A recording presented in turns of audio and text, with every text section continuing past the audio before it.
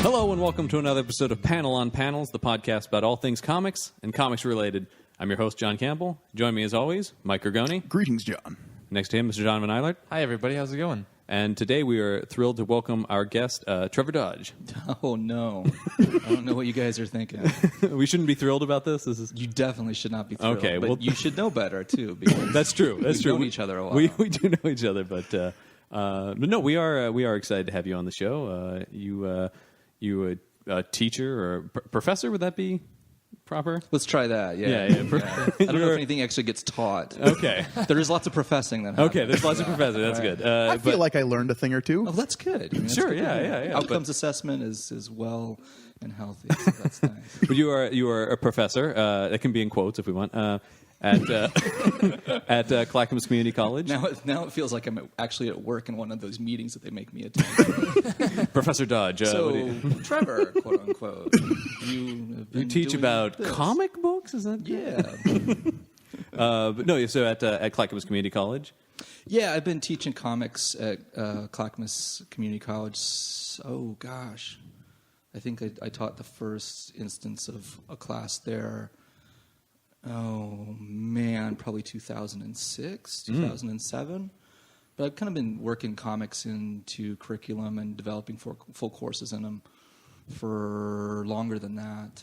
I've been also adjuncting at the Pacific Northwest College of Art in Portland. Cool. And we've done really interesting kinds of topical stuff with comics there, and they've been very supportive. That's and good. CCC is great too. We've been able to take what's essentially been one class, the kind of introduction to the medium, and then parlay that into what's now an actual program. You know, you can do comic studies. Oh, is that right? On a community college dime. Oh, man. And we have transfer degree opportunities for people to go to state universities and private universities here in the state. Because this has definitely evolved since we were taking classes there. Oh, yeah. Because the way we met you was definitely through taking classes at Clackamas Community College. We took your comic books as literature class and then the graphic memoir.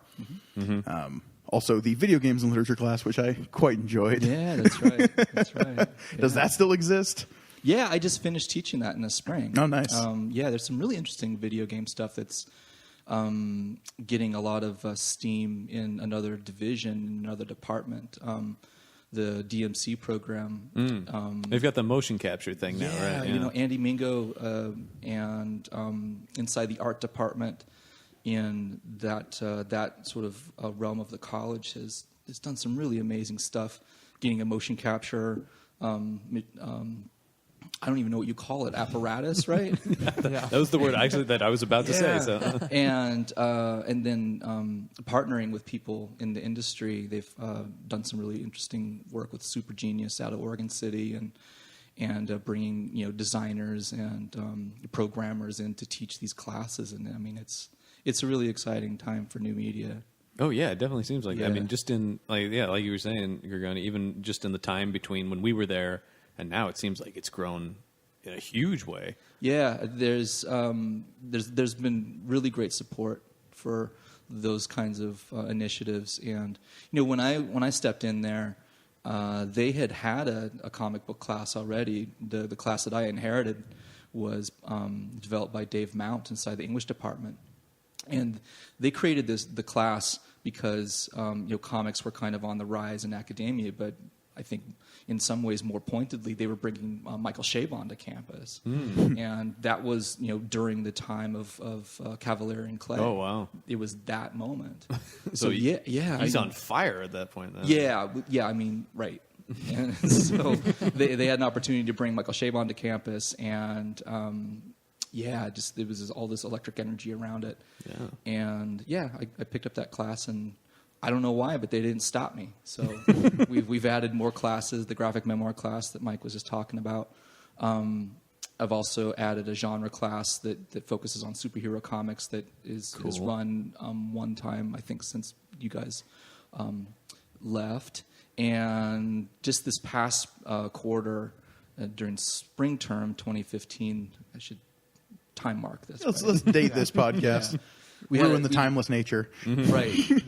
we had a really amazing influx where we were able somehow to convince Diana Schutz to teach a history of comics course for us. And again, I keep saying this, it always comes back to Diana Schutz. Diana Schutz has been mentioned in every guest interview we've had on the show. Yeah, Diana is, for me as a comics educator, she's been nothing but incredibly supportive, and I've learned a lot by just having that relationship with her.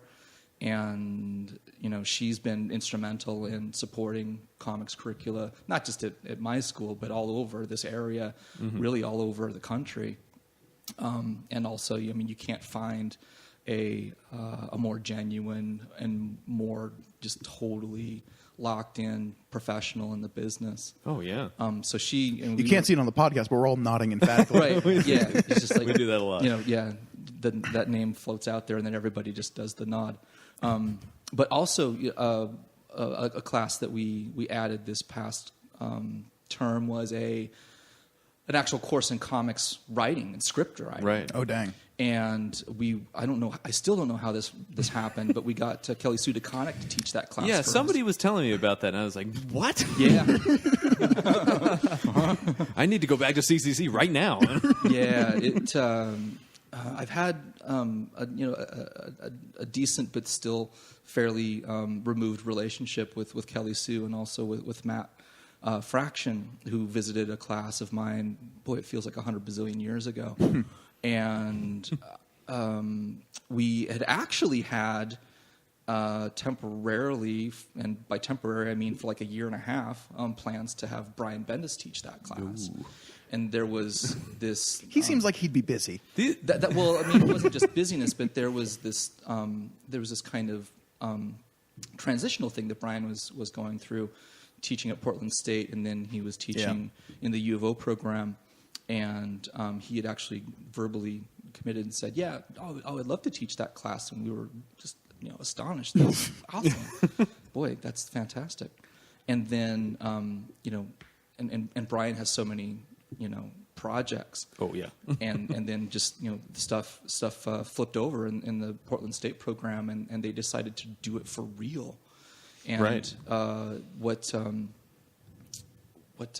going on there at Portland State is just really, really amazing. It's great time to be in comics in Portland, in academia or in the professional, trying to learn how to do it.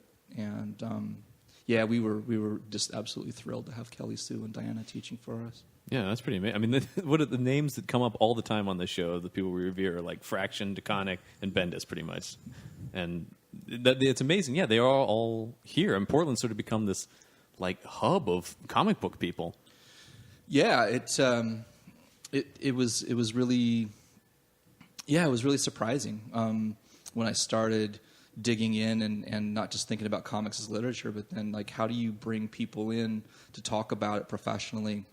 And so much of the sort of staples of the Marvel universe, and that's basically it's all in Brian's head, it seems. Yeah. He just kind of like leans over and it spills out of his ear or out of his mouth, right? Yeah. And he is so fantastic as really just a never-ending cheerleader for the medium. Oh yeah. He isn't just a practice professional who does some of the best work in the medium, but he's absolutely tireless and relentless and trying to grow readership and promoting, and I can't think of anybody that works harder than Brian Bendis does. No, yeah, I would agree with that. Just the sheer number of books that have his name on it that are in my house alone.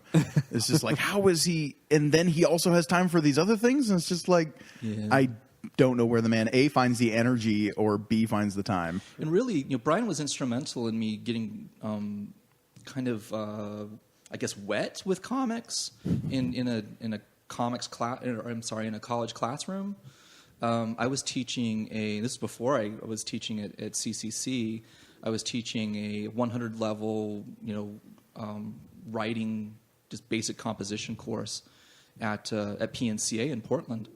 And I had a research unit that I really wanted to try to bring somebody in from another medium besides writers or just the regular kind of rotation of fine art, artists. And I had just read his work Torso. Oh yeah. And was really, really blown away by it because I was realizing with every page of it that this was the work of two people, right? That Brian had exhaustively researched that story, having grown up, obviously, also in Cleveland and kind of being affected by that as a local kid. But, he...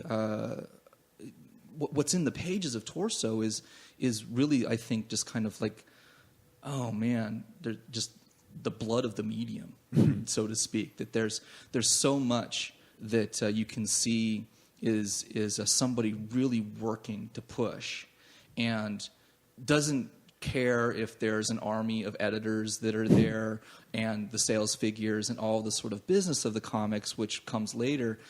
Publishing it with Image. Yeah.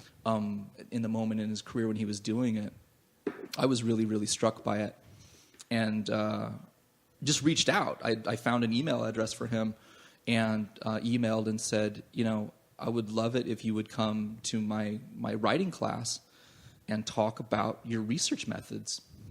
And I don't know why he said yes, but he did. And the morning that he came to campus, the night before, he had been in Los Angeles in a meeting where they had just decided to option Jinx. And so he had just had dinner with a producer, a director, and Charlize Theron. Oh, wow. He's like, forgive me if I'm a little fuzzy this morning at 8 o'clock in the morning, but here's where my head is. I'm like, wow. And with Brian, that's what I've found, is that he will make time for things that he doesn't really have some time for. But he's always very present and is always very gracious and giving. And yeah, definitely. I mean, he comes off that way. For me. Whenever I see him talk or listen to any interviews with him, he very much comes off that way. Yeah. Just his emphatic love of... Yeah, there seems to be such passion and joy in what he's doing. Yeah. And obviously he wouldn't. I don't think he would do it if he. Well, to make any kind of living in comics, we have to be honest and realistic about it. Is you have to bust your ass to do it. And I talk about that from someone who doesn't write them, and I don't draw them, and I don't do any kind of work in them at all.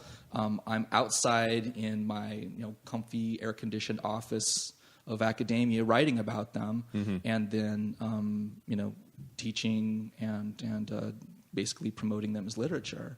Yeah. So this has been really wonderful experience as not just a teacher, but as for me, I'm a fiction writer, I'm a prose writer, I'm a prose artist, and just the appreciation for what it takes to make a panel of comics. I can't do it. Yeah, right. But when I sit down and I'm trying to transform a blank space into a space that actually has prose in it, and I look at a panel of comics, I'm like, what's your fucking problem, man? Just put the pen to the paper and make something happen, because these other people are kicking your ass. Oh, yeah. It's part of the reason I walk through bookstores sometimes. Not necessarily to buy anything. I'll end up buying comics. Let's not lie to ourselves. Yeah. But walking through a bookstore and just being like, all of these people have sat down and committed their creative juices to the page, and it's like how many umpteenth years worth of work is sitting around me. It's like, what's my excuse? Mm-hmm. Yeah, I've found that to be the case, not just in bookstores, but living here in Portland and getting out into the comics community. People who are doing it, they're not pretending to do it. You can't pretend to do it. Right. You're either doing it or you're not doing it. And I found that with people who are writing, who are illustrating, who are inking, who are certainly editing. Well, you think about a thankless job in the industry. We were talking about Diana Schutz just a second ago. I've seen original artwork in her office that doesn't make it to the page. And you're like, how come that isn't being reproduced? Right. And she will tell you exactly why. It's like, well, because it doesn't work inside the story that's being told, and actually the color saturations aren't the right way. I mean, I held a piece of Lynn Varley's artwork from 300. Wow. It was a cast-off page. Oh, man. And it wasn't good enough. Wasn't good enough. Oh, wow. Yeah. I mean, imagine. So what got cut from Watchmen? Yeah, exactly. Or things. Yeah, I can't imagine having that kind of eye to that guy. I mean, maybe I am just such a fan, but it would just be like, oh, Linvar, this is amazing. Yeah. Print it. And that was something that that was the very first time that I actually met Diana in person. Is she took me on a tour through the Dark Horse offices in Milwaukee as just a, hey, come along and see what we do here for real. And people are working their asses off in those offices. Upstairs, it was summertime, and I don't remember there being air conditioning in the upper floor of that main office space. Let us pray that has changed. Oh, I sure hope so. Some people are dead at Dark Horse right now because of that. Yeah, and there were people doing color correction on tablets. Yeah. And, that's some really, really fine, tedious, painstaking work. And it's incredibly thankless. The editors are, I think, the last line of those thankless jobs, but there's also like the letterers and like we were talking to Morgan, one of the colorers. It's like nobody remembers the name of the colorist on something. Yeah. You could say that in probably a lot of respects, but you say that inside the industry enough. And there are the rock stars of the colorists, right? You've got your Dave Stewarts exactly. and stuff like that, yeah. Right, yeah, Dave Stewart. See, now you make me look like an idiot by just name dropping right now. Comes immediately to mind. That's the one. But. And, as a prose writer, too, it's a really interesting thing to see how the medium is... I heard Brian say this when he was in my class many, many years ago, the very first time he came to visit, and he said, comics are the bastard of all these other art forms. And at one level, that might make it seem like the people who practice the art have some kind of agenda, or they are renegades and they don't want to be part of something else. And I found that actually most people who are involved in the industry are just the opposite of that. They're incredibly inclusive.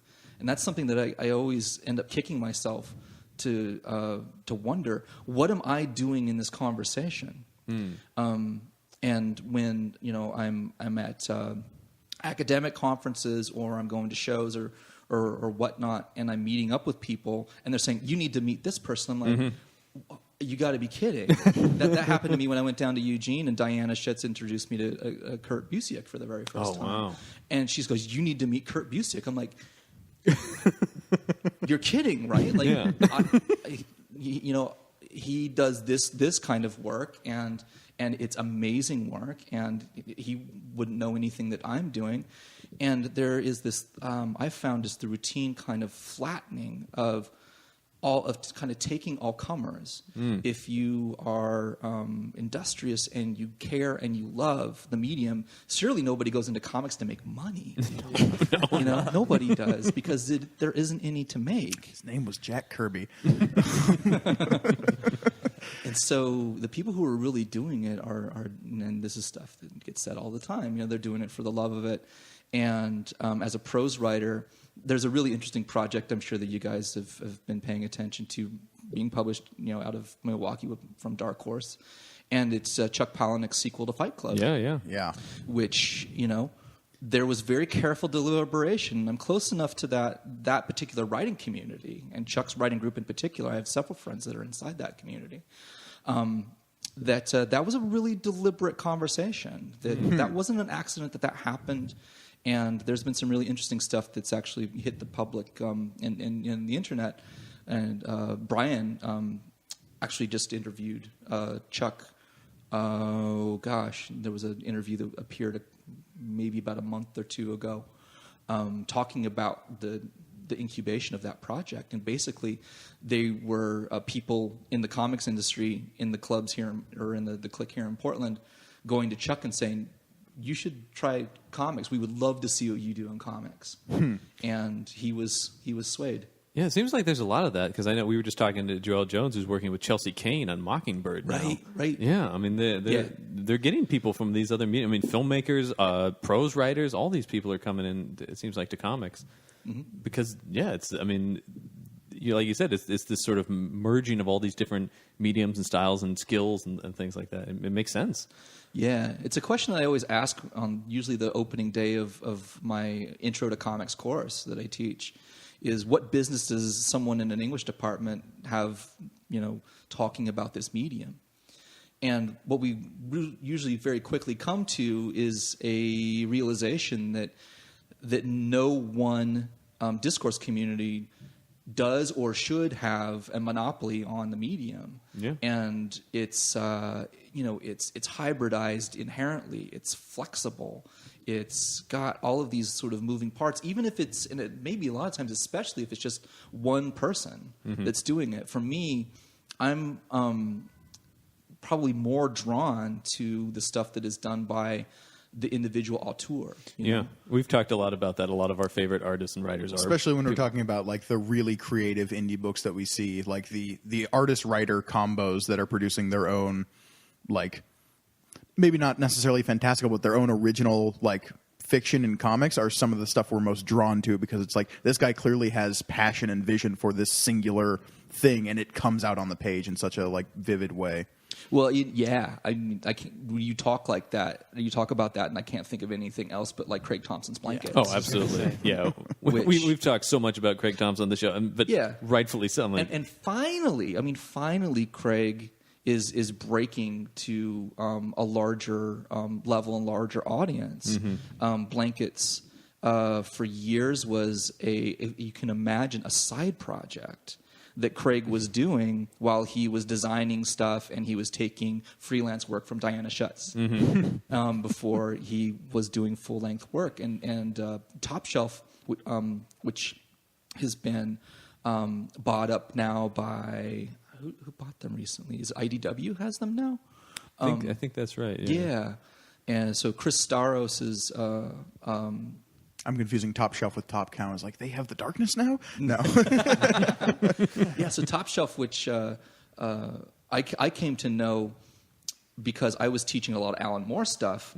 And our old friend Alan Moore. Yeah. I hear he's popular with you guys. Yes. Living in his hobbit hole in England, as we talk about all the time. And I'll end around... somehow I'll get back to what we were talking about with Craig Thompson here in a second. But with Top Shelf, I reached out to Brett Warnock, who started that press and then partnered up with Chris Staros. And at the time that I was teaching a course where I was going to use a Alan Moore story, I think it was V for Vendetta, Top Shelf had secured the kind of, I guess, exclusive North American English language rights for Moore's work. And so I reached out to Brett, not knowing much more than Top Shelf had done a lot of independent stuff, but now they were kind of responsible for bringing stuff out in the world. And this is before Lost Girls was on the schedule and that kind of thing. Right. And so that's how I got to discover some of these auteurs. And Craig, he published that book, Blankets, through Top Shelf, and when it arrived, the industry didn't know what to do about it, because there hadn't been really anything that long form. It was the Dune of comics. But I remember even as a consumer of comics, hearing about this thing and then seeing it, and it was this thick book, and the art was incredibly striking, though. I always say this: it was a book you could kill a man with. Yeah, it's true. But yeah, that physically and emotionally. It was always this thing I kept hearing about, blankets. And then when I finally saw it, it was like, this is amazing. Yeah. I'm still kicking myself because I haven't read Habibi yet, which is just as beautiful. Yeah, it's astonishing. Maybe more emotionally evolved in that book than anything else in my entire life. Yeah, it's like a second coming of age reading that book. Why? Tell me why. There was so much connection to these people who I'd never considered I was adjacent to through their story, and just how visceral it was, with even the fantastical elements stripped away, like how visceral and real that story was. It was beautiful. I was like 21 years old, crying in my room, reading about a girl in the Middle East. I'm just like, this doesn't make any sense to what I know, but it's perfect. I mean, I'm sure I've not only read it, but I taught it, and the attention to detail also is just not even real. Right, and that's another one of I think Craig's kind of trademarks too, is like taking the long incubation period for the project, and it'll be really interesting to see going forward the long projects now that he's not taking. They aren't side projects to him. Right. You think about basically blankets as this. I gotta say something deeply, deeply personal. This is the kind of only way that I can say it, is trusting this medium to do that. And where Habibi is a work of fiction, right? Historical fiction, and I was really, really blown away by how intelligent that book is. Yeah. And it's interesting because I think with people who love Craig's work, that book is in some ways a kind of, it cuts across that there are people who really, really love it, and there are people who really, really, really hate it. And an extra really there. Yeah, right. If you hate it, you have to really, really, really hate it. Yeah. Sorry. That's always the way it works. And it's funny because the most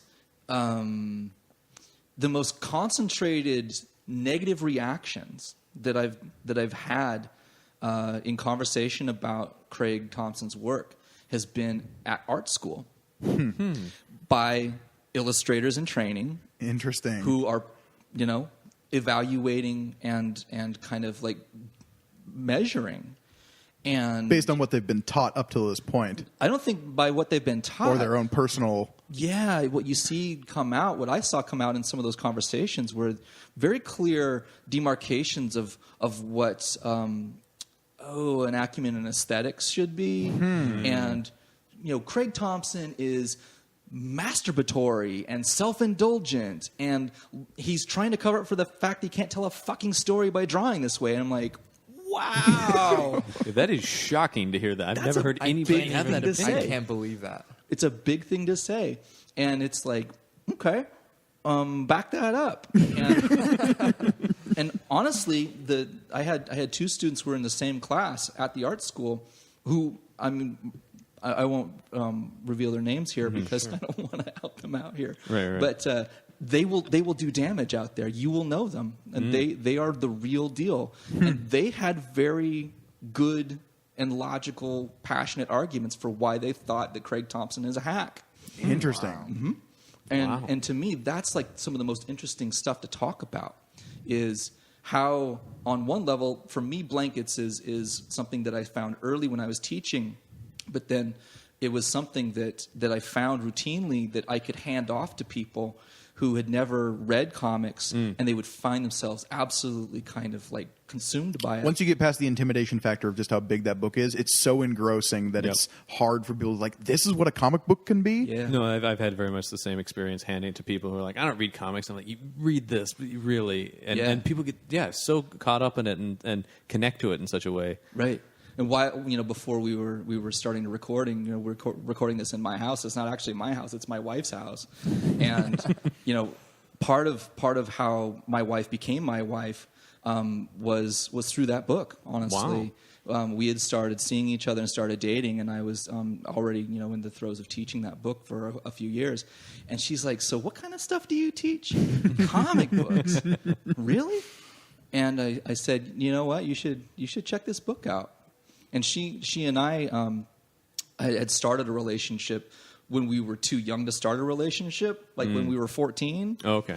And then we had a 20-year pause before we reconnected. And so that book, if you've ever been in love with anybody and you remember the first time that happened, it doesn't matter who you are. It doesn't matter what age you are. It doesn't care like your race, your gender, your orientation. If you've been in love and you've been destroyed by that, that book will speak to you. Oh, yeah. It's pretty universal. Yeah. In that. I mean, that's the brilliance. Apart from sociopaths. Yeah. And they just be reading it as like, I don't there's get what it. There's what Gorgoni adds to the show. Right.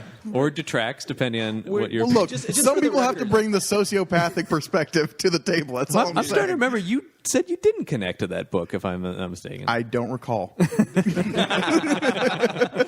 Were there specific aspects of Habibi's narrative that people felt that they needed to pick apart because it's a very graceful telling of a very rough and tumble, not so beautiful way to come about in the world. And we all just read Low, the new Rick Remender piece, and it feels like this beautiful and hopeful person just being thrashed by the hopelessness of the world around them, which Habibi kind of takes on as well.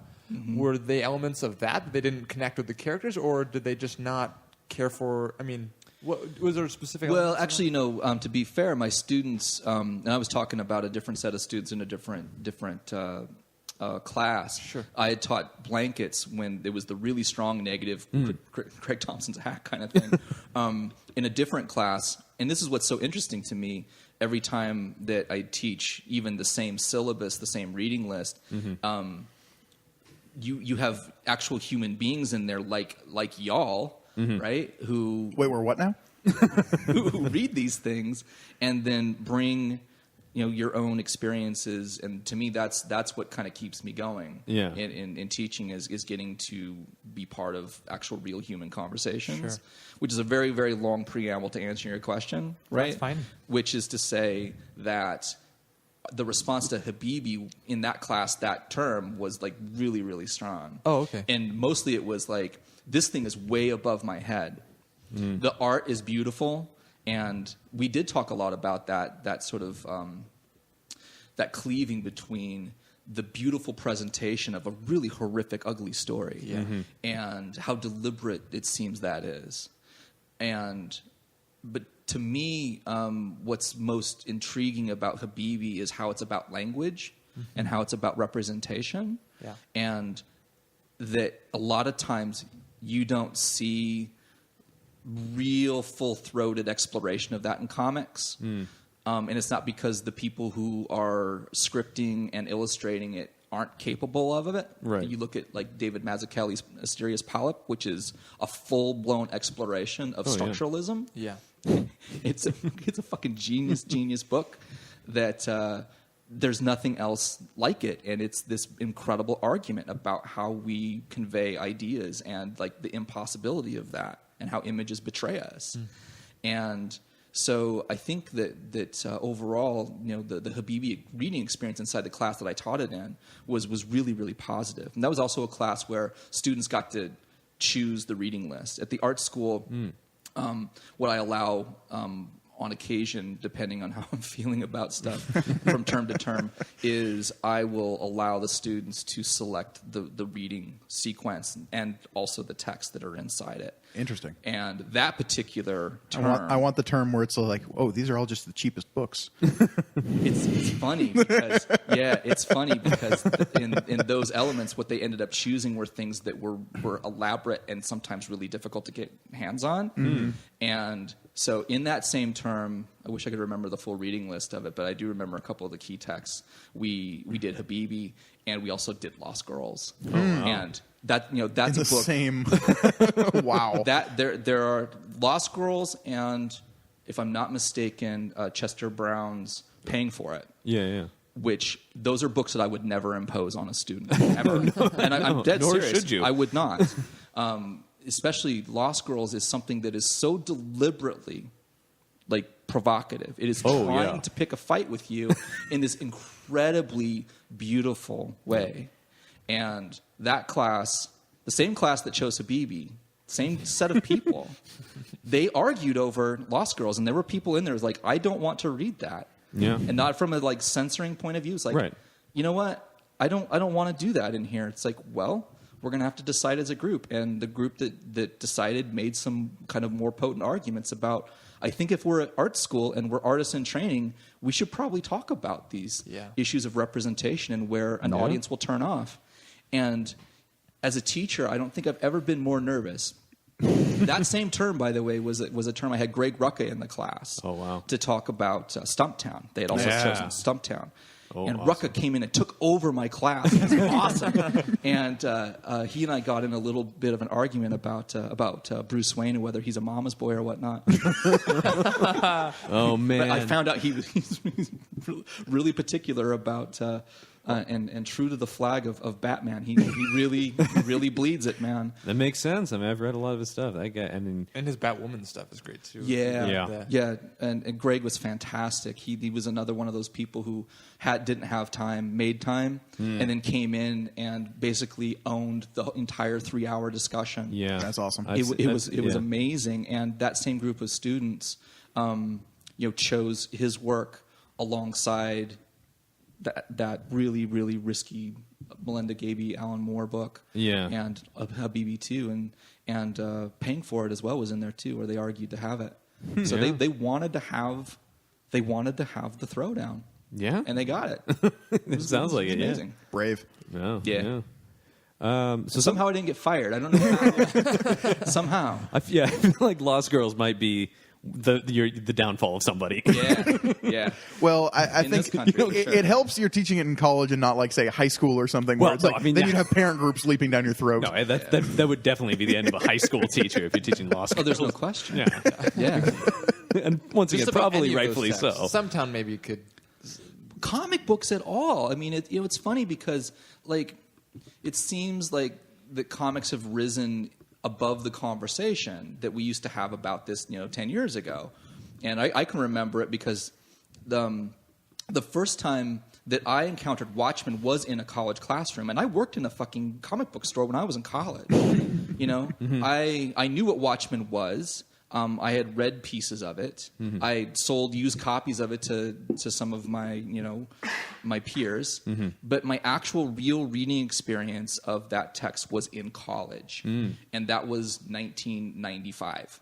So that bugaboo about how nobody respects comics, right? That wasn't true with at least one professor of mine back in the day, and that has continued to accelerate. And that was also a time when Mouse was working its way through academia too, and it won the Pulitzer Prize in '92, and I was reading it as an undergraduate in 1994. Yeah, so it wasn't like it was being kept away, right?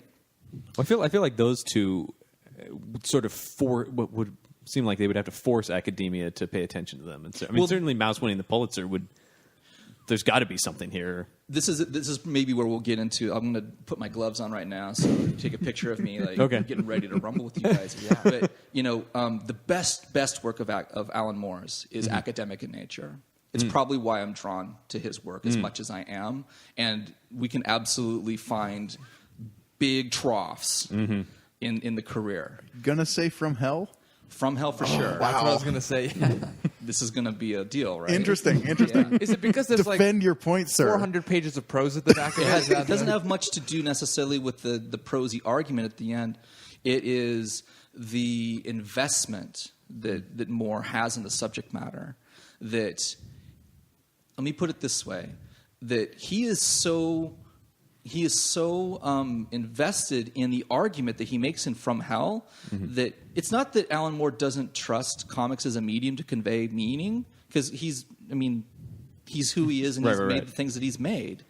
And just in case you didn't get the argument, you get the liner notes to it to say, just in case you don't get it, let me tell you who I think I read this, and this that proves that this, and this. Right. And here's my 400-page doctorate on who Jack the Ripper is. And I think if you I've taught that book a couple of times, and every time I teach in a college classroom, it clunks. It's amazing because you would think that there would be all of this invested interest. Right? It's because they watched the movie, isn't it? The movie is horrible. Oh, yeah. And I can see why, if you're someone who calls yourself and you know yourself as Alan Moore, and you really have this buy-in, that you can't say that he doesn't give a shit who he thinks the Ripper is. Oh, no. He definitely gives all of the shits. He gives every shit there is to give. Right? Oh, no. And so you have the comic, you have Eddie Campbell, and I think, the aesthetic, the pairing is perfect. And that was also one of those things that was not a commercial enterprise. No. Alan and Eddie, mostly Eddie, was working on that while he was doing other things, and they were publishing it as pamphlets whenever they could. And so that was not a project that they were going to, strike big audience and make money on. And so, the comic piece of it is conveying enough, big enough, and still Alan thinks that he has to convince you in prose the way that academics do mostly, talking as one, right? Yeah. So here is everything that I've read that's led me to this conclusion, and I dare you to say that I'm wrong. I think he actually says that in there. I dare you to say That sounds like him at the very right? least. Yeah. I can't do his wonderful accent, of course, but yeah. And when I think about a number of his projects, they have that kind of investment in them. Definitely. Yeah, I mean, unquestionably. I mean, that is the thing I do like the most about him. Really, is that guy, when he's putting something out, that is what he wants to put out, and you can see all the passion on the page. I mean, I've talked briefly about his Lovecraft one, Neonomicon. Yeah. It's really weird, really fucked up. But like, if you are into Lovecraft, like that's what he was writing about, and like, so the fact that Alan Moore goes into like just how fucked up it would be is like super telling, and that's what makes it a good book. Whether or not it turns you off that a giant fish guy may or may not rape a girl, I mean, it's like you might walk away from that feeling icky, but like, right. when you look at Unknowable Outer Gods, that's kind of what happens. Yeah. Well, I mean, Alan Moore goes on to the body, where Lovecraft stays in this abstract, unknowable. Exactly. Yeah. There's so much of Lovecraft that is just obtuse. It's Right. almost impossible to parse. Moore goes right to where that stuff lands on people, and V for Vendetta ultimately isn't a political treatise. It's about what discrimination and bigotry does to you. And how it rings in your body and how you can't ever forget. Definitely. And it makes you angry and it makes you want to burn down the world. It's true, yeah. It's true. We did a whole episode about V for Vendetta. Yeah. It'll be out by the time this comes out, but it's not out as we're talking to you. Okay, so I won't talk about it. No, you can talk about it. Stay tuned. So we might be agreeing with you now, but us on Right. that episode may not be agreeing with what you're saying. We'll fix it in post. It'll be all right. Yeah. It'll all work out. So something we ask everybody about on here when we have guests on is kind of, we're very much invested in people's origin stories. This is a comic book podcast. Do you remember what the first comic book I'm still trying to find the right way to phrase this, but the first comic book The comic book that like made you click and go, oh, comic book. How you're like the first time you really recognized the medium. Yeah. I was in a 7-Eleven in Twin Falls, Idaho. I was, probably 8 years old.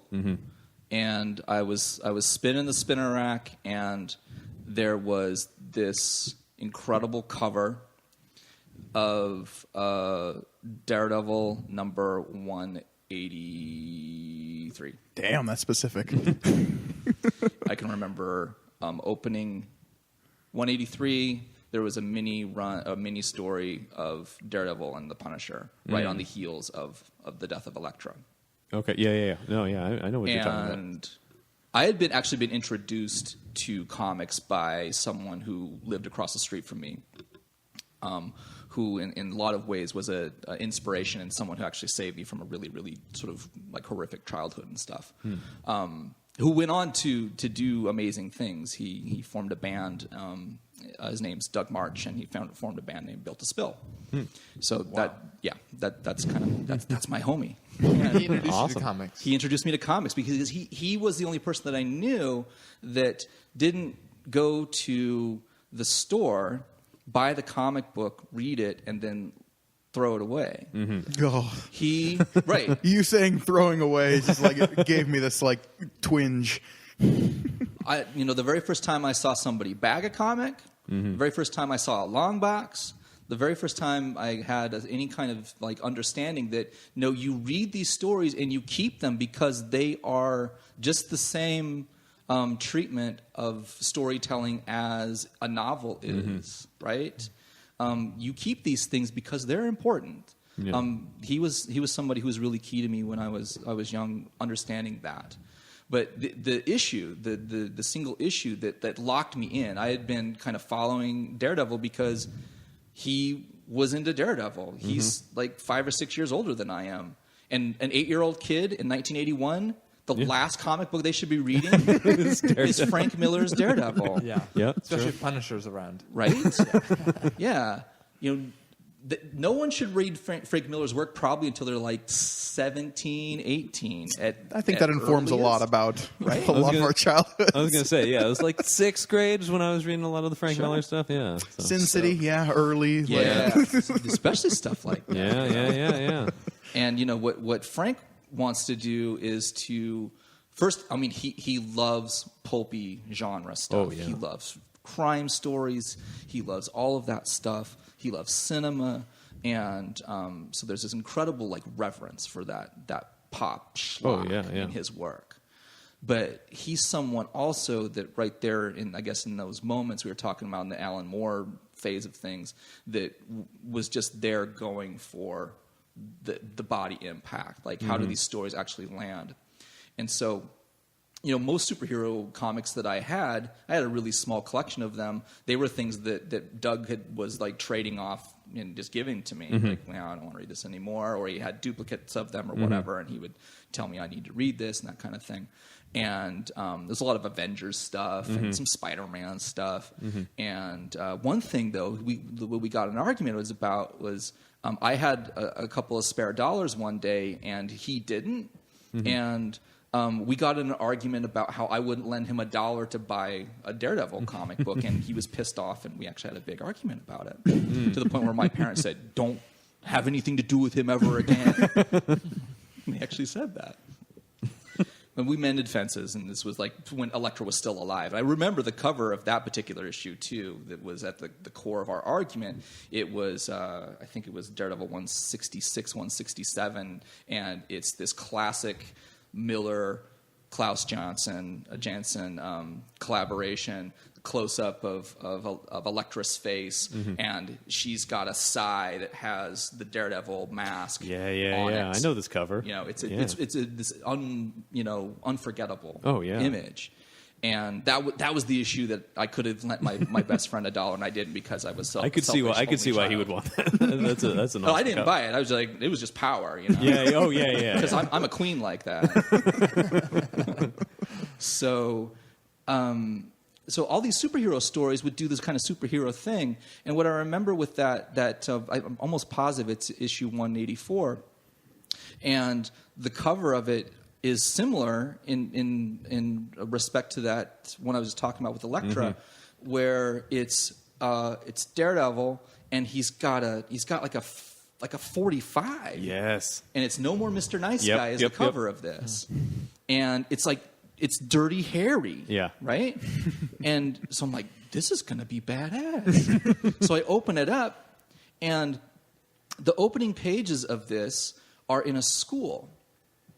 And there is a girl who is trying to sit in a row among other students. And there's these weird, foggy, snake-like things that are coming out of her mouth, and her eyes are really big. Yeah.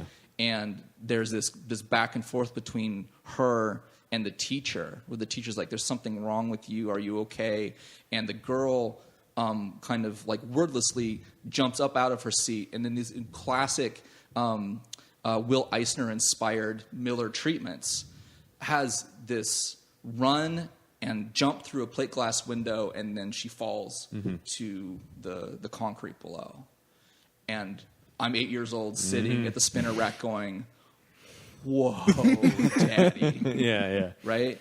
Yeah. And so when I read that, and I didn't have my friend around going, "That's really awesome, you should do that," he had planted the seed in my head that not only was Frank Miller onto something, and what was happening to me in that moment was I was tuning out the voice. I was looking at that all by myself, and I was there with that work going, this isn't about superheroes. This isn't about anything other than like real on the body coming to grips with how like just dangerous the world is. And it totally just broke me open. I've never been, healed since then. That's for sure. I can see that. And that's the reason that you all have been affected. I'm sorry. That's great. It really is Frank Miller's. It's his fault. He's the one who wounds most of us. Yeah. No, I mean, I would say, I mean, even I have a similar experience with that. I mean, getting Frank Miller comics from the library, in middle school, and reading things like Dark Knight Returns and stuff like that, and that definitely shaped me. Which is something you should never read in middle school. No, I did. But it had Batman on it. I know it has Batman on it. Good I trick. think I was doing a project on Batman because Sure. whatever independent projects, and I was like, I haven't read this Batman comic, and I was like, Yeah. what is this? It's the end of all Batman comics. Yeah, The exactly. very last one. I mean, imagine it's funny because I do have this childhood attachment and reverence for Frank Miller's work because it did electrocute me that way when I was 8. There should be, especially if you're a straight male, there should be a place that it locks in, and you look at the work and the representation in there and go, I'm not sure that this is a cool thing to like. You're talking about Sin City and depictions of violence and misogyny and homophobia in lots of the projects. There's a point, especially with the sort of politics that Frank has taken on in his older days, where it's like, oh man, there's something to think about. But there, at his best, it's not that you can overlook those things, but there is something that he is able to leverage in the medium of comics, and that's someone who always wanted to do film, got a chance at making film, has made had his hand in some pretty interesting projects, and some not so interesting projects. Sure.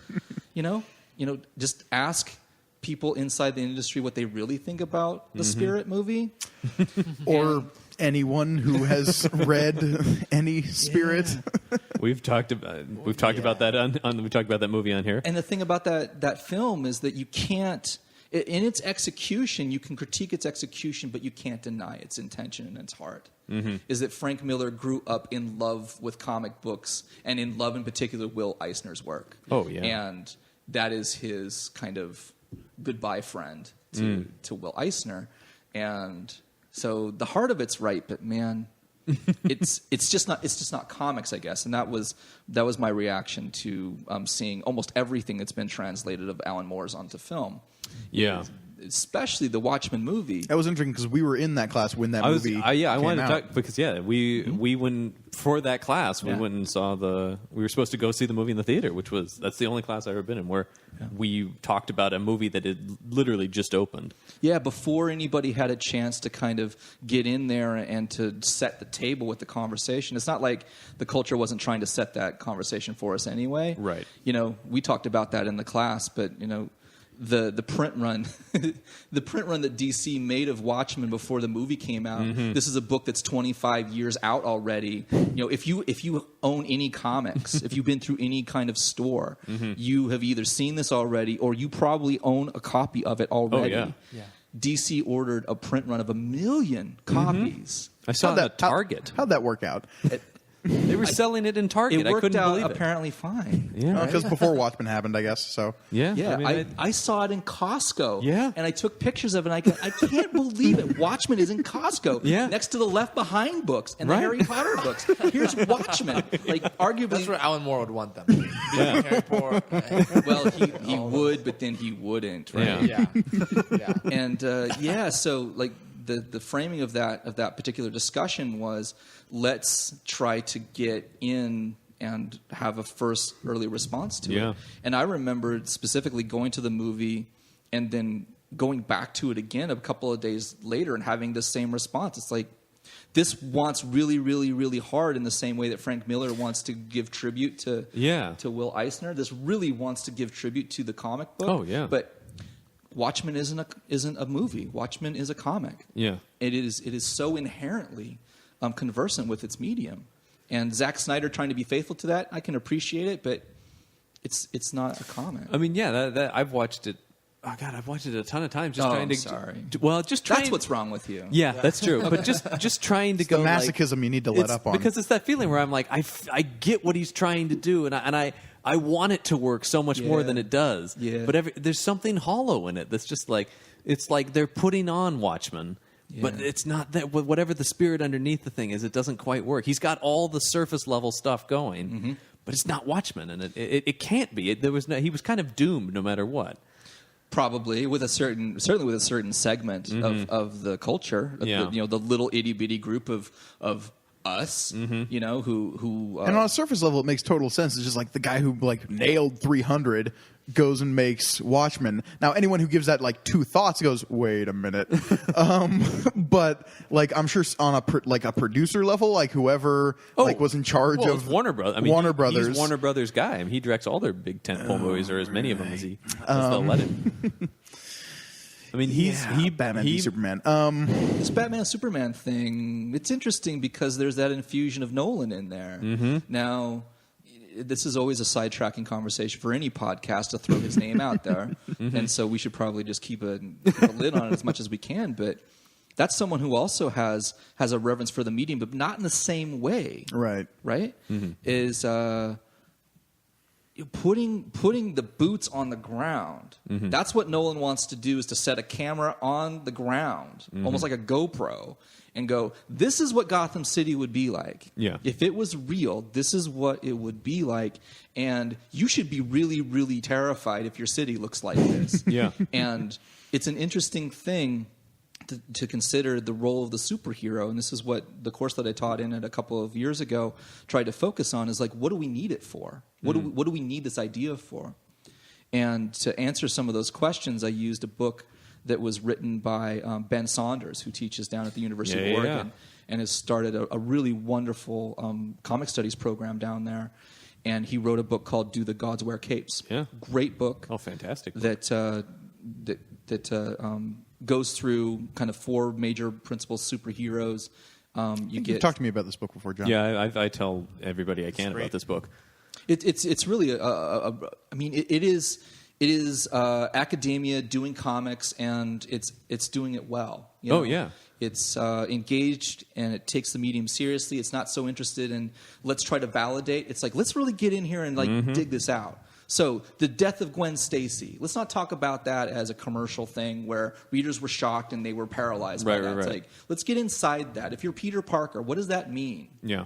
Right? The same way that if you're Captain Ahab and you're inside this novel, right, and this thing happens, let's talk about it that way.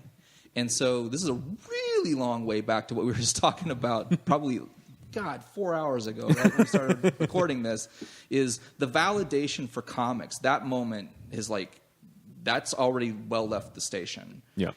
They're showing Crumb's work in galleries, and anytime that him and his wife move chateaus in France, there's a New York Times front page story in the Lifetime section about Robert Crumb. My dad has a book of Robert Crumb's work as like a coffee table book. Yeah. And it's like, okay, my dad, who's in his like late 50s, just has a book of his stuff on a coffee table. That's something that like his guests for whatever grown-up parties they have can just flip through. Yeah. It's like, okay, this is culturally acceptable now, I guess. Yeah. Well, I mean, he's undeniable. Yeah.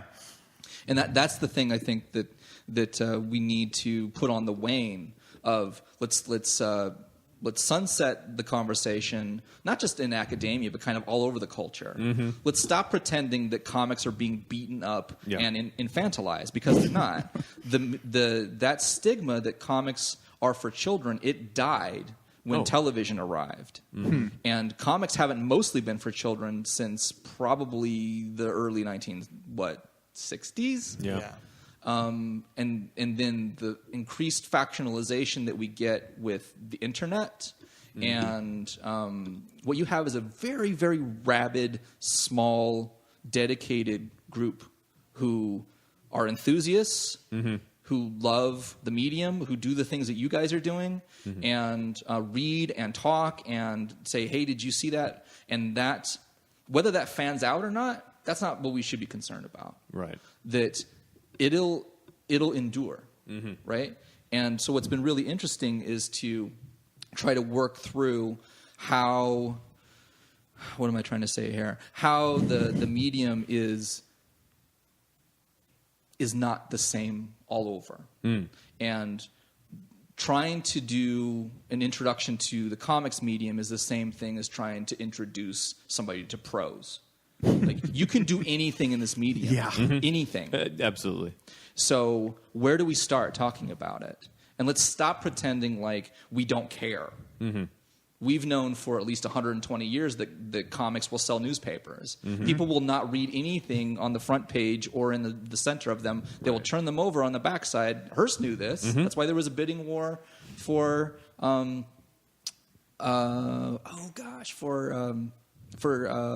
Little Nemo, right? Mm-hmm. Gosh, I can't believe I blanked on that. Yeah, Hearst blanked on. Hearst was there. You're going to edit all this stuff out, right? Oh, sure, yeah. Yeah, totally. Yeah, when you listen back to this will be gone. A 20-minute episode. I will not sound like an absolute idiot in my own home, which isn't my own home. But Hearst was involved in a bidding war to get Little Nemo in Slumberland because he knew that people would buy it simply to read that. Mm-hmm. And you go back and you look at those McKay works. Mm-hmm. They aren't just timeless. They are intricate. They are complicated. They are gorgeous. I mean, it's stuff that, interestingly enough, was entering the culture at the absolute bottom. On the cheapest material you could publish it on a disposable newsprint, and as an art for reproduction. It isn't the same thing as looking at it in gallery spaces, but what McKay was doing with Little Nemo, Hearst was very, very aware of, and he banked a fortune. Yeah, bet the farm on it. Oh, sure. Yeah. Well, I mean, we talk about this a lot on the show, but I mean, what the biggest movies now in the world are taking from these comic book characters. I mean, this whole idea of like even things like this concept of nerd culture is just culture now, or pop culture at the very least. I mean, because we inherit the earth, right? Yeah, exactly. That's what we keep telling ourselves. The geek shall inherit the earth. Yeah. Right, but like my mom loves Thor now. She never cared about Thor my entire childhood. But now he's played by Chris Hemsworth. Well, now he is played by Chris Hemsworth. Okay. But I mean, Have you seen the Hemsworth? Let's be honest. Yeah. The dude is dreamy. It is true. We're all in agreement. But at the same time, my mom is an English professor, and she loves the Shakespearean aspect of, like, particularly that first Thor movie that Branagh directed. Yeah. Where it's just like, oh man, and his father and the brother and all this stuff like that, and it's Totally. like. And then now suddenly she's like, well, maybe But I should read a will comic. she ever read Straczynski's run on Thor? I don't know about that, but she definitely has read comics now. Yeah. Which is incredible. Mm-hmm. Yeah, so I mean, it does seem like this all. But something I did want to talk about actually is the way we sort of talked about. We know these core enthusiasts that you're talking about, and the way the culture is. But boy, does it seem like at least the big two are really chasing new readers in a way that feels, I don't know. I mean, what do you think about the sort of the state of mainstream comics today? Well, define what you mean. Well, I by mean, let's talk mainstream about. comics. I mean, or at least the big Marvel and superhero DC. Marvel comics. and Yeah, DC stuff. yeah. Like they're chasing a readership that, like they're always doing that, like Point One, Marvel Now, New 52. Like every time they do a reset, trying to get new people onto this like boat of just like maintaining. I don't want to say what they used to be because they're still making great comics, but like the fact that they've moved so their movies are these like gargantuars of making them all of the money. Sure, yeah. And they're still trying to force this like, but new people need to be reading the comics. Is that a Kind of. failed prospect, or is that Well, just let me regurgitate what a couple of people who were in my classes over the past year and a half have said. And one of them is Brian Bendis, and the other one is Bob Schreck. fair? And- Okay, and- I cede all the floor to Here we them. go. Yeah. And basically, the sort of paraphrase of both of these conversations that they had independent of each other were that comic book companies don't really make money. They never have. They know that they won't. And so what you have are these kind of like, not necessarily loss leadings, but there are these containment strategies. But more so now that and this is what Bendis was talking about, and he came to the superhero class, probably the most electric 90 minutes of any class that I've taught was having next to me at the desk, Brian Michael Bendis, who tagged on. He actually came in because I had invited Kelly Sue DeConnick to come to class to talk about stuff, and he just said. And he texted me, "Hey, can I horn in?" Nah, sorry, Bendis. No room for you. Yeah, so he was going to come all the way down to Oregon City on a day that he didn't have time to do this stuff, just to be there, to be part of that conversation. It was amazing to watch them talk about these things as people inside the kind of mothership of Marvel. Yeah, and as good of a friend, as good friends and close friends as they are, and respectful colleagues as they are, and they are all those things. Oh yeah, they don't necessarily agree on how the intellectual property thing is flexed. Kelly Sue is a comics purist who undevotedly is in the trenches with the medium. It'll be interesting to see what happens as Kelly Sue develops stuff alongside and independent of Matt Fraction with their production company, because now they're going to write for TV, and there's going to be film projects that are going to be connected to their work, and what does that look like? But I think the same thing that's happened with their comic work will also happen with their TV and their film work, is they'll change the media. Oh yeah. That comic books haven't been the same since Matt Fraction and Kelly Sue DeConnick showed up. Certainly not. Sex criminals? Can we talk about this for a second? Yeah. I have sung the praises of this on here before, but man, how is something like that even published in America? Don't know. It is so fucking renegade. Yeah. And it is so brilliant. Yep. Right? It's amazing. I mean, it's mind-blowing, really. Only topped by Bitch Planet. I have not read Bitch Planet yet, but Then you need to shut up. Oh, yeah. Read this. We'll give you a moment right now, John, to go out and buy this planet. I'll just hear my car driving off as I go to a comic book shop. Shit, he was our ride.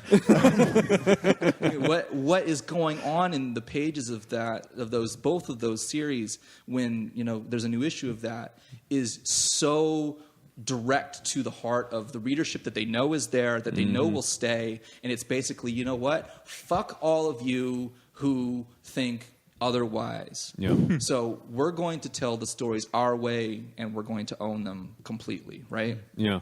So right now, those are my two favorite series, hands down. I don't think there's anything that's being written and being published that's more brilliant than what's coming out of that home. Well, there's almost nothing that delights me as much as Sex Criminals, really. I mean, it's just... it's got everything. Yeah, it's what you're talking about. It's that thing where it's like, man, this is speaking to me. This sense of humor, this approach to the whole thing in the one issue where he's doing the musical number and he's got all the Post-it notes describing that they couldn't get the rights to the song. It's so brilliant. It just keeps going, page after page of it. Yeah, it's meta. It's so smart. It's so aware, and it is conversant with the audience on a level that is not impenetrable. And I got off on this tangent talking about them because they are I think just this incredibly interesting and just doing some of the best work right now for sure, but connected to the film projects and what Bendis said that echoed what Bob Schreck had said in a different class was that what they get to do in the comic books is like being in R&D.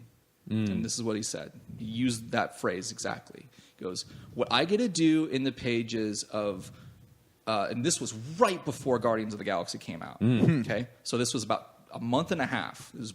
It was a week before Free Comic Book Day when those two were in my class. And this was last year, right? Was, right? Yeah. I can't remember now. Guardians was last year. Guardians was only last year. Oh my god! It feels like it's been a longer time. Right? Than that. Just simply the cultural penetration of just like we are Groot. It's only because we've watched it like 30 times. No, it's true. Yeah. This is one that won't destroy you, it seems. No. And for Free Comic Book Day, there was a standalone, in continuity story that Brian Bendis did for Rocket Raccoon, right? Yeah. And he was talking about not necessarily inside individual intellectual properties. He was trying to be very clear and just generalize. But he said, what I get to do inside this might become translatable. It might become actually part of the larger mothership story that you see on the screen. And to me, that's really exciting. Not me personally, Trevor Dodge. Right. Me aping as Brian, right? Yeah. I mean, the only thing we have in common is that we don't have any hair. That's it. The rest of it is absolutely nothing else. The talent, the work ethic. But I don't have either of those things at all. Not many people do, though, to be fair. That's the truth. And he was talking about that as this incredible opportunity. And if you think about, what he does, I mean, Guardians of the Galaxy, I remember it when I was working in the comic book store. Nobody came in and asked for that. Nobody did until that movie dropped. And the ramping up to that was some incredibly, certainly strategized. We're going to put our dude on it, and we're going to ramp this the way that we need to ramp it. But if you read the issues that Brian pens for those things, it's more chancy. It's definitely more involved. The character development is more, and I think that in a lot of ways, Guardians is kind of a new gold standard for the popcorn superhero movie. Totally. Yeah. I enjoyed, as much as I love the Iron Man movies, and it seems the dead on role of having Robert Downey Jr. play that character. Yeah. That it's becoming stale. You guys feel that, right? Well, it's becoming. I mean, It's become the new normal almost. Well, he's so beyond comfortable in that role. Yeah. That it's just like. I mean, yeah, it almost is just like, no, there's Downey. It's hard to imagine watching him in any other movies, and I've gone back. Oh, and it's true. I mean, all of his other movies fail miserably. He had that movie out, The Judge, and that just. Well, I don't know if they fail miserably, but it's like I think people are having. He's so kind of locked in with that character, and there's been this incredible cultural claiming of not just comic book movies, but Robert Downey Jr. And let's remember where Robert was when he decided to take on the role. It's like, dude needed a saving grace. And, that was a big risk on Marvel's part to cast him. Sure. Yeah, you don't know if he's going to show up or be in jail, right? Yeah. And he knocks it out of the park every time. He's there. And I think it may be that thing that we see is it's so finely tuned, it's so perfectly tuned that we know it. It becomes verbatim. Yeah. To me, I think that Guardians does all the things that those great sort of team superhero movies do, but it's so much more human in this very weird way to think of it as being human, because everybody except for one character, they're aliens. Yeah. Right? and I remember being in the theater, and there's that scene with Rocket where he is explaining why he is so fierce. And I remember, bawling up and tearing and crying out of that. I'm like, okay, let me pause for a second in this moment of real emotional watershed and go, I'm crying at a CGI'd raccoon who carries a machine gun. Yeah. Whose best friend is a talking tree. Is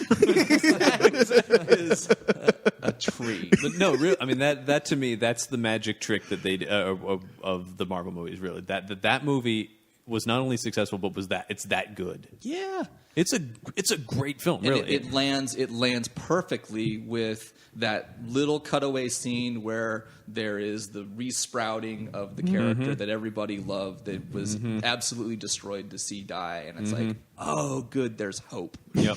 And and to not be too corny about it, I think that is what we cling to with not just the most popular stories in the medium, because this is where we're getting back to, well, what are the two main companies? What are they trying to position? What are they doing with new readers? I mean, you don't have to go to anybody to interview them to see this. Kids who would have been reading these things in the golden age, why would you read about being Superman or Spider-Man when you can be him by picking up a video game controller? Yep. It's still waiting on that first good Superman game, but yeah. Right. Well, right. We want to make sure that we're. I thought you liked Injustice. That was your first Superman. That's again because Superman's the bad guy, and that's why I enjoy it. Though, so. Once again, Lex Luthor joining us for the. So I think what you have if we just look at the stories that are being told in the big two, is they are really I wouldn't say they're rolling the dice. They're kind of going with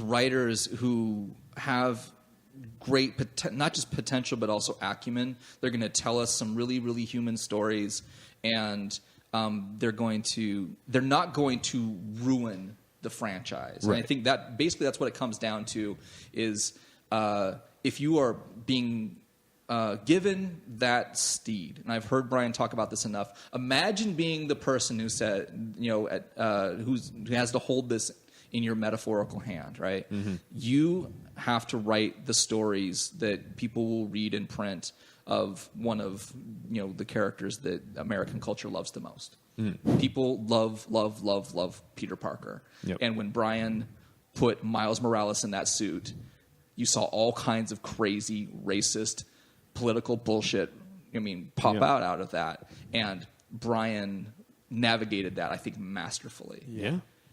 And deliberately wants to have the conversations that he knows his audience needs to have. Mm-hmm. It's not necessarily soapboxing. It's like, come on, guys.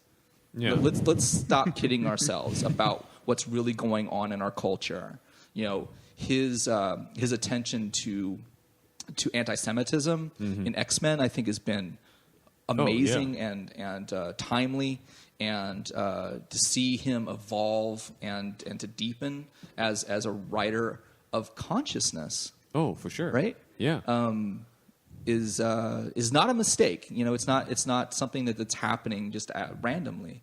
That it's a grown-up medium. And the superhero stuff, which seems to be the most flaccid, in some ways can be have the greatest potential.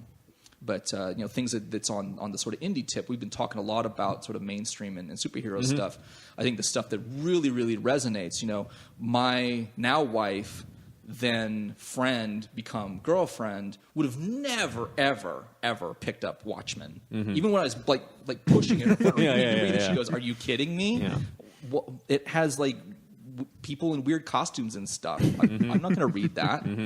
But she borrowed my copy of Blankets, and she used to live in Idaho, and it's a 45-minute flight then from Portland to Boise. And she told me when she took that book with her on the plane, by the time she touched down, she'd read half of it. Damn. As someone who had never read a comic book before. It's a big book.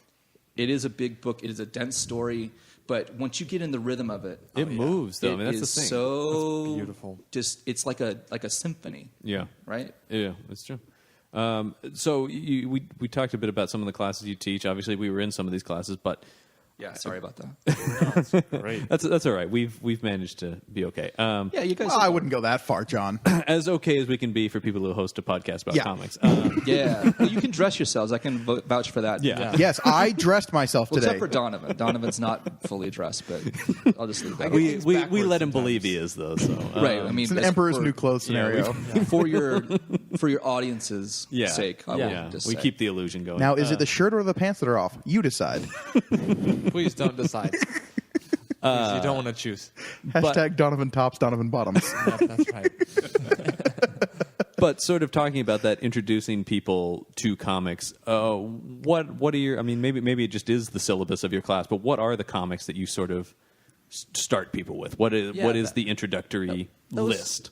Well, and not to give you two questions at the same time. I'm sure you can handle it. But the other part of that I've summertime. I'm sorry, brain in shutdown mode.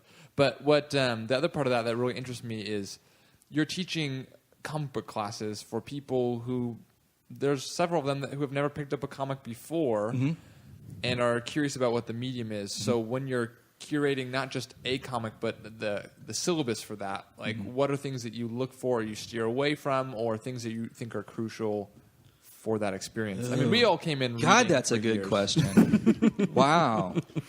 That's a really good question. I feel like pulling I'm our punches on this comic book now. podcast. Yeah. Well, all the introductory classes that I teach in comics, they, for better or for worse, and I think mostly for better, start with Scott McCloud's Understanding Comics. For people who've never read comics before, or for people who have never somehow heard of him as comic book readers. When they read that book, they are transformed.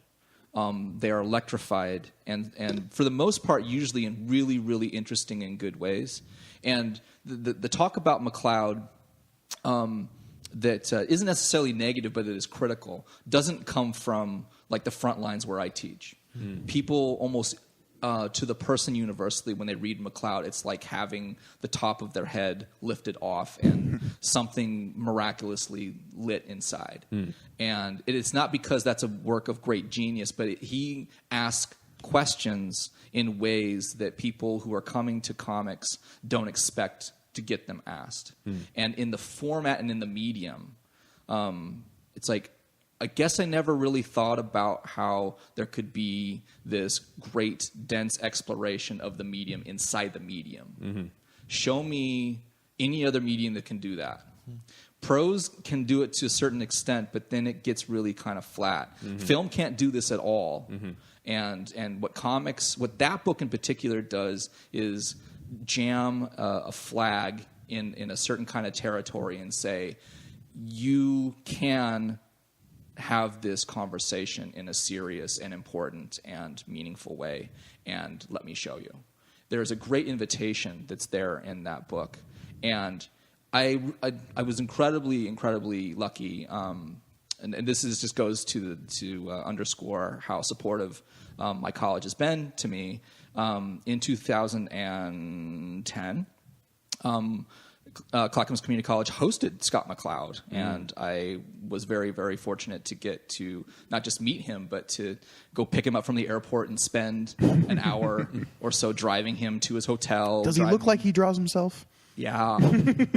And more frightening, Mike, is that he talks like that. Awesome. Oh, wow. That the conversations with Scott, they come easy, but they are like, they're intense, and he's in them, and it's like, I give a shit.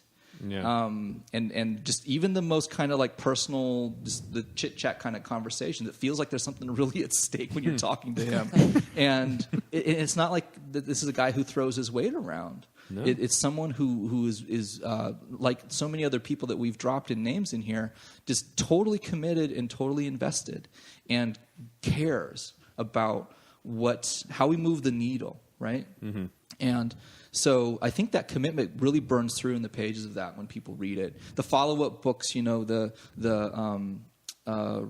reinventing comics that comes after it, and then the making comics book, which is much more a process book. Sure. Those I think kind of not that they drop the ball in any way. They're just more particular in what they're trying to refine. Scott took a lot of shit for that second book in the moment that it was published, where he was basically telling us what we are experiencing now, which is comics will be digital, and they will not paginate the same way, and we'll have different reading experiences, and there'll be a whole economy that is running around them. And when he published that book in the late 1990s, early 2000s, people were like, who do you think you are? Are you kidding? And turns out he was the prophet. With every year that goes by, it's like, oh, God damn it, Scott McCloud was right. I really want to read his new book, The Sculptor. Yeah, I haven't read it yet, but it's a lot of people I've talked to have been really interested in it. I've heard nothing but accolades about it online. Yeah, me too. Yeah, me too. And he was in the process of obviously finishing that book. I think that he was about a good halfway through it when he came here to talk to us, and that was 5 years ago. And I think that's something that might get lost in the conversation space inside a college classroom that only talks about comics as works of literature. Is if you only study them as works that tell stories, and you only try to analyze those things the same way you typically would a novel or a short story or a poem or whatever, then you kind of get a similar, I guess, experience that you would have in talking about those other things. And so what I've always done in my intro classes is that I make students try to make something in comics, because for a lot of people, it's like the very first time someone has told them, no, you have to use the medium that we're studying. And I mean, if you're doing that in any other literature class, so we're studying novels, go write a novel. Right, It's like, yeah. why would I do that? Because it's fun, guys, right? Am I the only one? No? I think you might be the only okay. I think it's just you.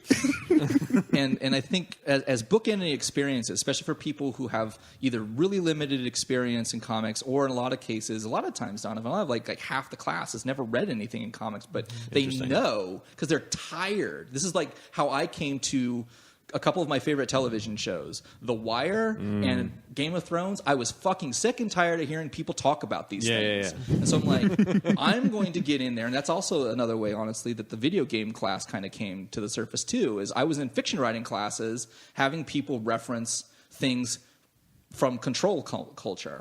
And, I grew up with video games in my household, too. I'm like, why are people talking about this stuff? How come they're not talking about these other short stories and stuff? It's like, well, they're not reading them. Dumbass. Yeah. Why would I read Batman when I could play Batman? Exactly, right? Yeah, there it is again. And so that whole thing of there's so many people who come into the classes who aren't looking to break into the industry. I think most of them aren't. There might be a handful that are like, yeah, I'm going to try to take a shot at this. But the simple majority of people that come to the classes are really curious. They're maybe tantalized by what they see in the movie theaters, or they've seen a book kind of passed around. They've seen somebody hand somebody Persepolis or Mouse or something deeply connective like that. And they're like, I just want to know what that's about. And when you bookend that with, the real difficulty of trying to tell a story with panels and pages and whatever images you put in there, that's the other thing too. It's like, how do I make a comic? It's like, well, there are a bazillion ways to make a comic. Yep. I remember my shitty MS Paint.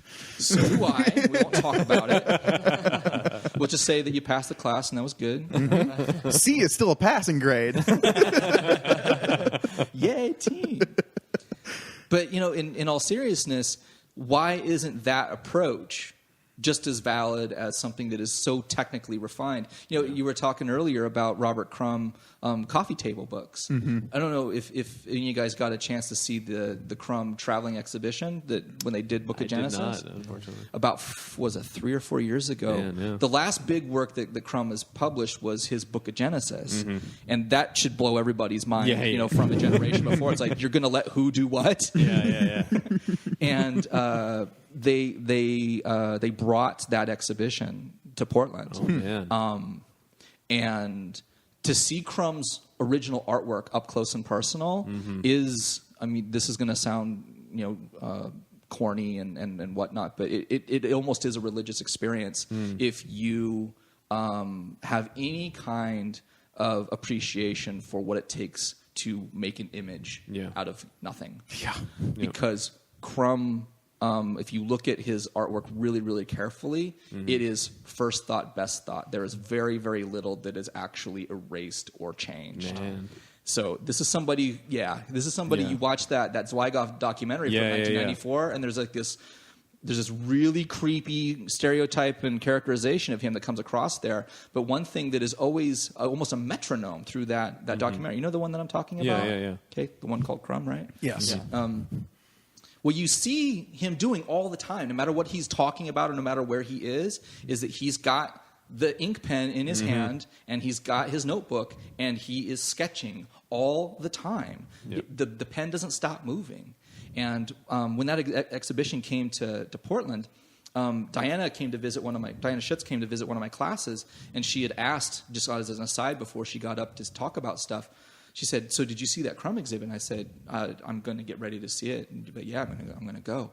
And she goes, this is something that never fails to amaze me, is you look at how perfect the image is. That this is someone who is, 30, 40 years in the industry as one of the top, if not the top editors, right, in the business, who says, the artwork comes through, and it's almost like a lightning rod that he is able to translate the chemical that he has in his brain to the paper. And that kind of like clarity, you can you can appreciate it just in and of itself, which may be how we get around or over. But really, we need to go through the things that he is representing.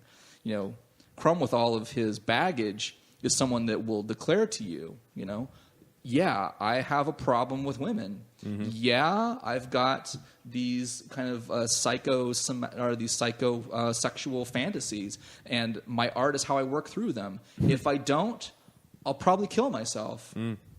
Yeah. And it's like, please don't do that. Please stay here and help us. You know, someone who really inspired that whole autobio movement was Justin Green, and his book Binky Brown. Oh yeah, and that's the first couple of pages of that book is a straight up confession. Look, if I know the way you're going to look at in here, and he knew his audience was going to be, you know, really, really small for that. Mm-hmm. And this was, you know, in 1971, 1972. Art Spiegelman says, if I didn't see Justin Green's work, I never would have done anything autobiographical. Yeah. And Spiegelman can draw you anything in any style. Yeah. Right. You know, that's one of the big misnomers about Spiegelman for people who don't understand or read enough in comics work is he is I mean, he's almost like a photocopier. Yeah. And he can not just do his own work, but he can ape other people's work too. Oh, yeah. And so what Justin Green does is give an entire generation of artists, not underneath him, but beside him, to say, we're going to talk about difficult material. Mm-hmm. And comics are almost the perfect way to talk about that. And this is what, you know, Spiegelman's quoted with all the time saying, is that comics is the only art form that works the way our brains work. Mm. Yeah. That it bypasses reason almost. That it goes right into almost a chemical state. Yeah, it just works. That's right. That's true. Do you guys have anything else specific for Trevor? Now you put me on the spot, John.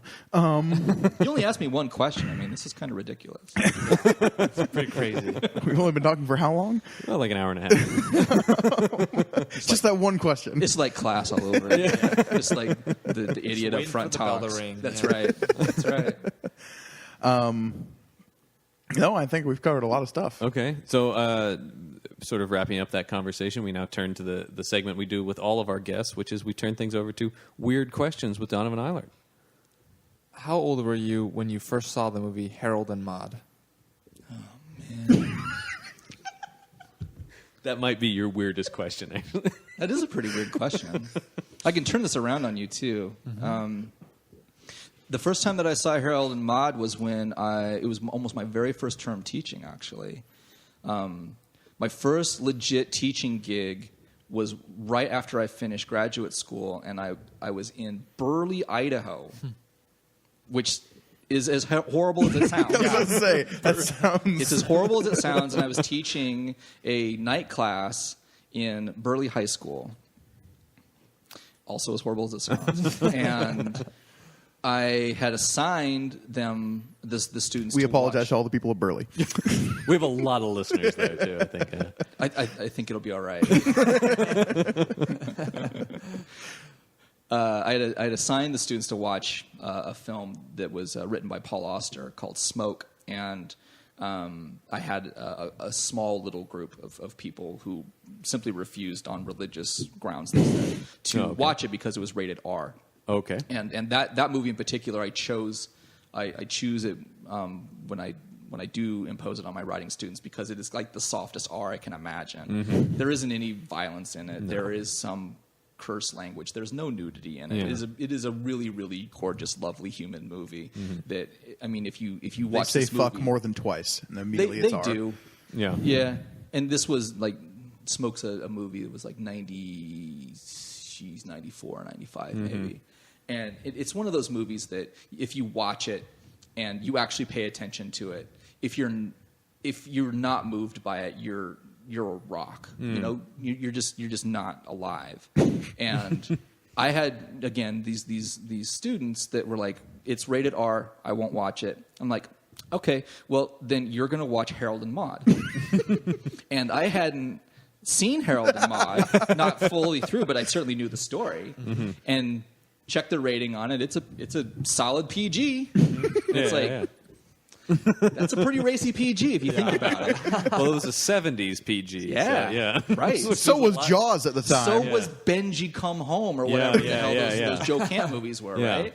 And so I'm like, you want to mess with that, and you're right about this. And it was so interesting because the student responses were absolutely glowing about it, that really what came down to is they could do any kind of analysis, even with pretty complicated psychosexual stuff, and that movie is definitely in that territory. Oh yeah. And they didn't have any problem with it. But if it was rated R, they would have had a big problem with it. Look, the MPAA and the church go hand in hand. They do. Sometimes a little too closely. No, they literally No, do. I know. I've seen this film has not yet been rated, and it makes me angry every time I watch it. Yeah, I remember Kevin Smith going through a lot of this stuff. With, what was that movie? With Zack Dog? and Miri? Dog? Oh, there's Dogma. Dogma, Yeah. yeah. Right, yeah, where it's just basically to read the film across and to take into consideration who the person is writing it and producing it and directing it is. It's like, well, this film hates Catholics. It's like, well, do you know what being Catholic's about? I'm a Catholic, not me, but Kevin Smith. Right, I'm a Catholic, and this is what it's like. Yeah. It's like, No, people. Next question.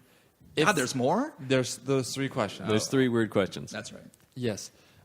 If you're on top of a mountain and a wizard gives you a dragon, what do you name the dragon? Winehard. Winehard. Yeah. Winehard is a good name. And the for a only dragon. reason is because the container that I'm holding right now. It's an all audience podcast. Right, I so, know. Yeah, it's Yeah. container. And Thank you. certainly people who employ me will be listening, I'm sure. There is a very lovely image of Mount Hood on there. Oh, I'm yes. guessing it's Mount Hood. Sure. So if I, Winehard. yeah, Great. it's a pretty good name for a dragon. It's a perfect name for a dragon. I'm trying to remember I what. don't know if there's any bad names for dragons. Gary, maybe. You'd be Steve. surprised. Steve and Gary, maybe, but Steve. up there. Stephen Athanthrax, the dragon. They just call him Steve for short. Okay, if it's like a Yeah. bridge name, that's It's like better. Steve the Dragon. Yeah. And Sorry, Steve, if you're listening. Your name isn't that great when it comes to dragons. If you're an accountant, then it's awesome. Yeah? Yep. What if he's an accountant dragon? Oh, wait. They have to have dragons to count their gold. That's Yeah. true. Little See, dragon now we with can the get into Game visor. of Thrones then, right? Yes, exactly. I think that's the third. Isn't Daenerys has Drogo and the last one is Steve, Rhaegar right? and Rhaegar Steve. Yeah. right? Steve. Right. Yeah. Everyone's favorite dragon on I don't that. watch super closely. Yeah, he's the one who won't eat anybody. Right, Yeah. right. Like paws at the remains. Oh, Steve. He's a little squeamish. Classic Yeah. Steve. And the last question is Puma shirt or Panther shirt? Oh man, These might be your weirdest questions. this is yet. really an impossible thing. We're going down that hole now. Well, being a child of the 70s, and being the son of my father who loves basketball and loves professional basketball in particular, I had to endure lots of short shorts. And one of the teams that I can remember watching really, really early when I was a kid, my dad wasn't a particular fan of any particular team. He just liked to watch good players, was Clyde Frazier of the New York Knicks, who was an endorser of Puma. When I get to it, I'm getting to it, I right? see this, yeah. Yeah. So, yeah, it's got to be the Puma. Puma shirt. Got to be. All right. Because you could actually wear that, and you would be dope. That's right. That's what the kids would say. Fresh to death. Yes. That's something else they say. Fresh to death? I guess. Cool. I don't know. I mean, I live in the suburbs, so Yeah. nobody talks to me. Fair enough. As a teacher, I feel like you're exposed to more kids than we are as just like... That's true. to be fair, I'm on the internet enough. I don't... Yeah, you might be. Yeah. Who knows? No, but they don't talk to me. I'm a teacher. You know Fair this. enough, yeah. Yeah. Yeah. Well, thank you very much. Those are my. That was my three Weird Questions with Donovan Eiler. Oh, this has been awesome. Yeah, thank you so much. So we now turn to the way we end every show with our recommendation segment where we recommend comics we think you should be reading. Trevor, do you want to start us as our gosh. guest? Sure. I think that I already gushed all over Bitch Planet. Anybody out there who's not reading Bitch Planet, you need to check it out, and you also need to get tattooed Very cool. And if you follow the memes of it, you'll know what I'm talking about. All I right. think that's our first tattoo recommendation or body altering recommendation. Yeah. Thank you for that. This is Portland. I mean, Yeah. I'm surprised you guys aren't doing this already. Yeah, we need don't a whole endorse segment it. of just What's wrong those. with you Yeah, guys? tattoo ideas and stuff. Yeah, sometimes, or I guess we're slow just behind build. the times. Yeah. Yeah. Oh man. Donovan, what do you got? I've been reading, and it's not super current, but Gail Simone's run on Wonder Woman is great. It's really, I think the first one's called The Circle. It's like it's like volume 3, number 14 through 17 or something like that. You know, you're coming in the middle, but you don't miss a thing. It's brilliant. Terry Dodson does the artwork on there. Yeah. It's beautiful. There's a Green Lantern story at the back of it. It's pretty cool. So That's what got you. it came to some point. No, but I mean, Truth comes out. I've been a huge fan of Gail Simone for a long, long time. It's surprising that it's taken me this long, but it's great. I highly recommend it to anybody, Wonder Woman fan or not. Have you read any Birds of Prey stuff? Of her? Yeah, in fact, that was my first. Good. Of Like Minds, I think is the first big one with Huntress and Black Canary introduced it through that one. My gosh, that was something that kind of lifted my head up a little bit. That was an Uncle Paul recommendation. No, for we've people mentioned who Uncle listen to Paul on the show before. He was Your comic book mentor. and then also her work through Batgirl, the New 52, Yeah. Barbara Gordon stuff. I do It's love like, that stuff. Yeah. Great I stuff. mean, it makes The sense. best. After I Birds of think Prey. that's the best stuff that's been done in 52, hands down. The Batgirl. Yeah. Yeah, no, absolutely. There's nothing close. I think that and Scott Snyder Batman, which we're all big fans of. We Just fawn over the Scott court of Snyder owls. Batman. But no, on the I think show I a agree with lot. you that the The number Batgirl one stuff is and amazing. Yeah.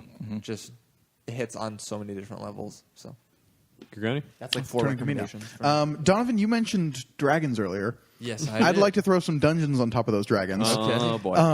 My recommendation is segues. Yes, Yeah. it's actually a graphic novelization of R.A. Salvatore's first 3 Drizzt novels in the Forgotten Realms series. I know all of these words are just going right over your head, John. But the comic book versions of the Dark Elf trilogy is really good. The script was by Andrew Dabb, and the art is by Tim Seeley. And that team goes through the first 3 of R.A. Salvatore's books. That is the Legend of Drizzt. There's again, these words I'm saying just I going got right over Tim your head. Seeley. I know who that is. I know. Yeah, draws Tom Seeley. Revival. Yeah, he's fantastic. Oh, yeah. And there's an omnibus floating around now that collects the first 3 like big novelizations of it. It's really, really good if you're into the Dungeons and the Dragons. This is kind of the essential story that ran through the Forgotten Realms books a while back, which was the books following the Dark Elf Ranger, Drizzt Do'Urden. What's the series take on Steve? Well, you know, Steve is a complex relationship between the Dark Elves of Mezer-Bejan and Steve. Generally, they try to avoid each other, but conflict inevitably ensues when Steve's like, hey, guys, could you keep it down just a little bit? And they're like, look, we have our blood sacrifices to the Spider Queen Lolth, and that shit gets loud. And Steve, being Steve, is like, okay. But again, he's a dragon, so eventually he's just like, look, I can't take it anymore. They're just being too loud. Yeah, he's like the roommate with the door closed while the other roommate's having sex. With Exactly, exactly. Man, I totally get that. Eventually, he's just going to pound on the wall and be like, guys, seriously. Oh, boy. Classic Steve. Poor Steve. Classic Steve. Poor Steve. So, yeah, what was the name of that again, Joe? That is Dungeons and Dragons. The Legend of Drizzt is the omnibus Very cool. that collects the first 3 books. What do you, Very John? The comic I'm recommending this week is an image book called Nailbiter. I've heard of this. I have not read it yet. Yeah, so it's written by a guy named Joshua Williamson and drawn by Mike Henderson. It's about a town in Oregon that is famous for having, I think, 13 separate serial killers be born and raised there, and they've turned into different think I know that varieties of city. wackos. And yeah, in the comics, it's Buckaroo, Oregon. It's obviously. So wait a minute, where are we right now? Uh-oh. How many people around the table still? Less than when we started. There were more, right? Guys, what happened to There's Steve? like 20 people when we came in here. Yeah. That's right. Yeah. But no, so it's about this town and people investigating and trying to figure out why so many serial killers have come from this town specifically. And it was initially pitched to me as Seven meets Twin Peaks, and I thought, well, I got to check this out. But it's super creepy and weird. serial killer stuff. It's really good. Cool. A really solid comic. There's a couple trades. And it's an image book, so you know that first trade's freaking $10, and then they've got me. reasonably Bastards. priced. What are you talking about? Yeah, they are the ultimate pushers out there. It's just like, $10 for this first volume, 16 for the second. But by then you got it. I got to read it. But by the time the second trade of anything in Image comes, it's 3 years later. That's true. That's true. You can save up. Save up that extra $6. Squirrel it away. So yeah, I think that does it for our recommendation segment. And of course, as always, if you want to get in touch with us, you can follow us on Twitter. We're at Panel on Panels. We're also on Facebook as Panel on Panels. We have an Instagram, which is Panel on Panels, all one word. People keep telling me we're on Pinterest, There's no proof of this yet. Once again, I would love it for somebody to explain to me what the hell Pinterest is. Because you guys are selling pottery. That's why. We're selling pottery on Pinterest. Next step is Etsy. Yeah, please help us out. We've got to fund the show somehow. Panel on Panel Afghans. And of course, once again, you can email us. We're panelonpanels@gmail.com. Trevor, do you have any kind of online presence that you would want to? Oh, unfortunately, yeah. I mean, don't really seek me out, but I'm on Twitter, Trevor Dodge altogether. No spaces in that. I'm on Facebook. I do keep a blog. I'm a fiction writer, and I had a book of short stories come out last year. I'll have another short story collection come out. I'm supposed to be editing that later this year. So we're probably looking at 2017. But TrevorDodge.com for those of you For all your Trevor Dodge needs. I was going to say, all your Trevor Dodge needs. for all of the swag that does not exist, nor should. That sweet Trevor Dodge merchandise. That's right. They I'm going to get get me some kind of like Steve Yeah. T-shirt. Yeah, there you go. It's like you reading a picture book to Steve. This could work, right? Yeah. I'd wear that T-shirt. How many T-shirts have we come up with on this show? Oh, like dozens. There's and so none many. of them We're going will to ever shut be this down made. pretty None of soon them and become exist. a T-shirt company is what we've figured out. So It's obviously what we're going to transition into. So that I think that does it for Panel on Panels this week. I've been John Campbell. I am currently Mike Gargoni. I will always be Donovan Eilert. Keep reading comics, everyone.